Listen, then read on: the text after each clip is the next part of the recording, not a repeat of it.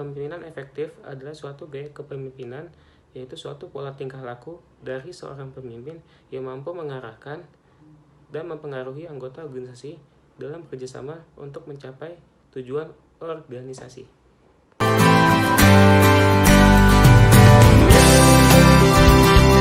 Di sini saya akan menjelaskan tentang model kepemimpinan efektif.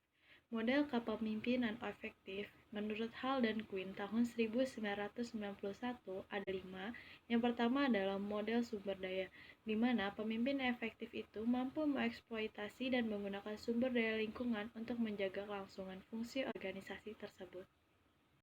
Yang kedua adalah model tujuan, di mana terdapat dua model tujuan, yaitu model sederhana dan model kompleks. Model sederhana yaitu pemimpin efektif, di mana tingkat kemampuan organisasinya mampu merealisasikan fungsinya.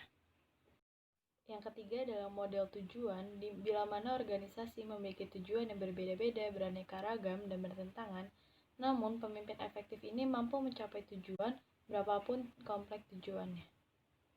Yang keempat adalah model kepuasan partisipan, di mana organisasi efektif itu organisasi yang dapat memenuhi kebutuhan anggotanya.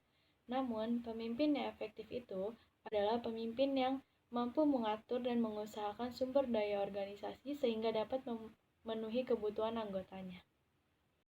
Yang kelima adalah model fungsi sosial, di mana organisasi yang efektif yang dapat melakukan sesuatu atau lebih hal bagi masyarakat.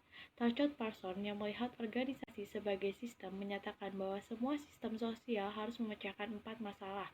Yang pertama adalah adaptasi, pencapaian tujuan, latensi, dan juga integrasi.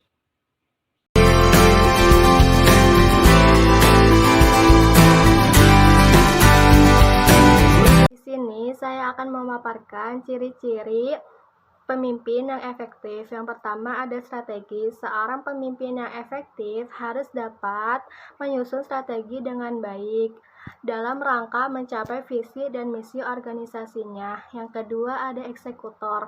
Seorang pemimpin yang efektif tahu bagaimana cara mengeksekusi strategi yang telah disusunnya, walaupun kita tidak terjun langsung dalam eksekusinya. Yang ketiga ada manajer talenta.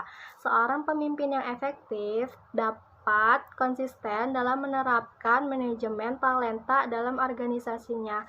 Yang keempat, ada pengembang SDM. Seorang pemimpin yang efektif dapat fokus pada pengembangan SDM dalam organisasi yang sedang dijalankannya.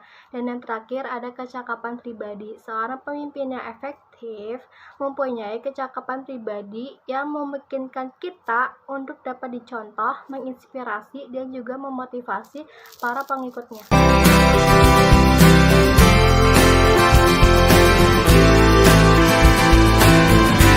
Selanjutnya ada kompetensi pemimpin. Kompetensi pemimpin ini ada 6. Yang pertama, kompetensi teknis yang bersifat keterampilan dan kemampuan khusus atau teknis yang harus dimiliki sesuai bidang pengolahannya.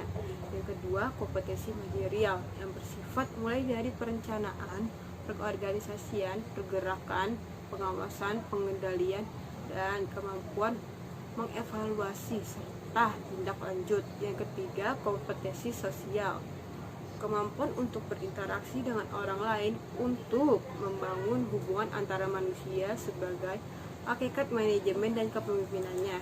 Yang keempat ada kompetensi strategis, kemampuan memprediksi untuk melihat jauh ke depan dan merumuskan masalah dan strategis penyelesaian masalahnya. Yang kelima ada kompetensi etika. Kompetensi etika ini merupakan bagian yang sangat penting di era sekarang ini dalam melaksanakan tugas dan tanggung jawabnya. Yang keenam, ada kompetensi motivasi diri.